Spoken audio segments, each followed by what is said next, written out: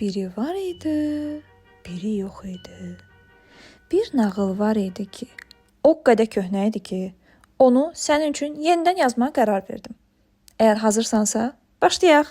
Sehirli meşələrin birində ağıllı, biraz da tələsik yaşayan bir tülkü varmış. Hamı ona Tülkü baba deyirmiş. Birdən bir quyu görür və quyunun dibində nəyisə parıldadığını fərq edir. Tülkü baba gözlərini qıyır və deyir: "Bu nədir belə? Bəlkə xəzinədir."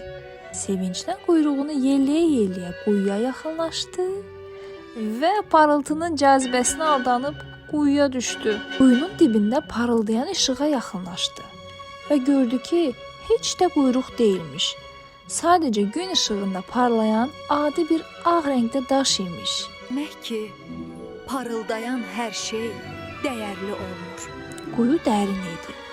Tülkü tullanıb çıxa bilmədi. Əyləşib nə edəcəyini düşünməyə başladı. Birdən quyunun yuxarısından yüngül tappıltı eşidildi. Quyuya asta-asta tısbağa düşdü. Az keçdi, ilan sürüşərək quyuya indi. "Mən də yuxarıdan parıldayan bir şey gördüm," deyə ilan utancaq dedi. Sonra çaqqal balası yumşaq şəkildə düşdü quyuya. Ardınca kirpi gəldi və ən sonda yumşaq tüklü ayı balası. Artıq quyuda 6 heyvan var idi. Hamısı biraz utancaq, biraz da gülməli vəziyyətdə idi.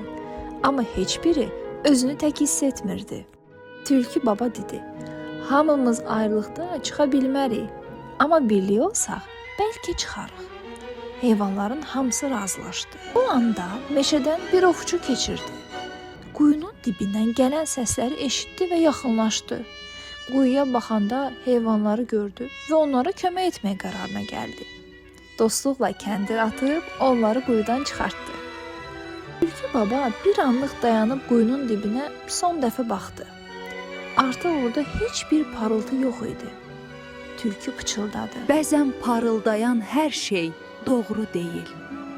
Amma birlik həmişə işıq gətirir. Nağıl burada bitdi.